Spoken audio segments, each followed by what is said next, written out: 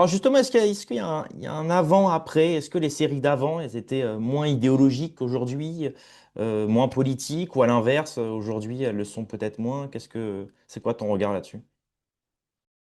Je dirais que les séries étaient un peu plus, entre guillemets, concon.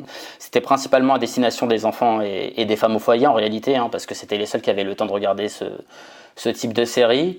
Mais je dirais que si je devais trouver une différence, c'est que maintenant on te met beaucoup des héros qu'on va te mettre à ta hauteur, alors qu'avant on te mettait des modèles un peu inatteignables. Par exemple, tu as une série très kitsch qui est connue, je sais pas si tu connais La Petite Maison dans la Prairie, je sais pas si Oui, ça bien te sûr. parle. Ouais. Le héros, c'est un bon père de famille, le proto-entrepreneur américain qui s'occupe de sa famille, qui a tout le temps une moralité solide et tout. C'est à la fois un modèle inatteignable, mais ça reste un modèle, tu vois. Par exemple, pour l'actu, là, il y a un film Superman qui est sorti. Moi, quand j'étais petit, je me souviens qu'il y avait une série Superman et Lois. Pareil, le Superman de l'époque, moralité inatteignable, mais moralité quand même. Alors que là, on te met quand même des mecs, c'est je consomme, attire l'arigot, que ce soit femme, drogue, nourriture, dans la rapine. On pourra en parler plus tard, mais souvent, t'as des personnages qui sont dans le gangstérisme, pas dans des travaux productifs. Donc oui, donc pour répondre à ta question, oui, elles étaient certainement porteuses de meilleures valeurs, même si elles étaient déjà idéologiques.